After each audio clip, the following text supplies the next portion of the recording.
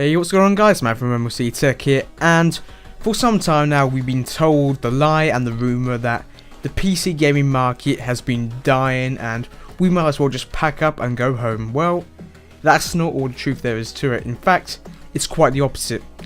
Now, this story is true for OEMs such as HP and Dell, who do their own pre-built systems such as their laptops or their pre-built desktops, not like the custom built ones like Cyberpower or the ones we do at home. Dell and HP, basically these systems are on an assembly line that's going down a conveyor belt and no care, no passion's put into them, and they are the companies that are suffering the most, whereas each individual component manufacturers such as your Intel, Nvidia, even like ASUS, MSI and all those partners, they have not been slowing down whatsoever. In fact, this may surprise some of you, but the PC gaming market generated over $30 billion US, and that's just in hardware alone, not factoring in game sales. This was carried out by the John Petty research team, who basically did all the efforts of going through all the information and coming up with a report to save us lazy lots at home from doing the work for us. $30 billion US, and that's just for 2016 alone, not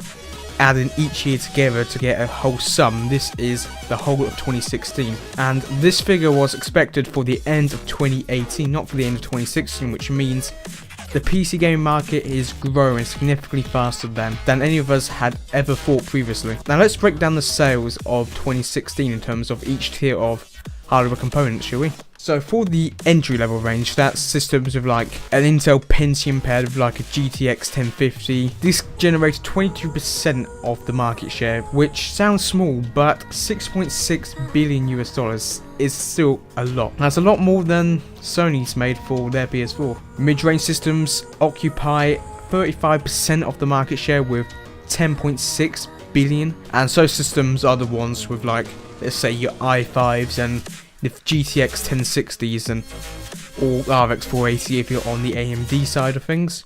Systems like that basically. And I'm surprised that this figure is so low. Well, when I say so low, I expected it to be higher than it was, because the mid-range system tier is sort of like the sweet spot where most people I've seen tend to go for when they're getting started in PC gaming.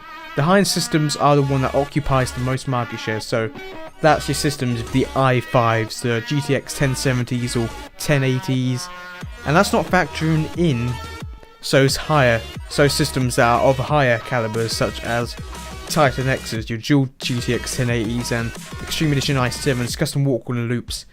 That can also be factored into this, but for most people a high-end system is just one with an i7 and a 1080 basically, which shows this 40% market share, which is worth $13 billion US, just shows that people do like to splash their cash when it comes to PC gamers these days, which is sort of a reason why many people have high-end systems now, because they start off PC gaming, they start off with like an entry or mid-tier system, then they see all the other systems out there and they're like, I want to get that. So what do? They save their pennies up and they get the monstrous gaming PCs where basically they're crushing all games and probably don't need to upgrade for a few years, but showing how the market's growing and how hardware's always getting better and better. In a few years' time, that hardware may be obsolete. And for those of you wondering where I fit in on this graph, well, personally I haven't bought much computer hardware. In fact, I don't think I bought any in 2016 apart from an SSD or two. Oh, and more RAM for my system, but that's just all I bought for my system in that year. And I fit in the mid-range tier still, even though I've got a high-end CPU. The Nvidia 970 that I have in my system a few years ago was classed as a high-end GPU, but seeing how Pascal has come and basically we've kicked all the Maxwell cards in the ass, it's now classed as a mid-range GPU. And this is solid evidence that PC gaming is alive and doing well and better than it ever has done before. Now, as 2016 is a whole new fresh year, I totally expect it to break even more records with even more money being thrown at it, because if you look at console sales compared to how the PC is growing, the PC is definitely on a tremendous rise compared to what the consoles are, because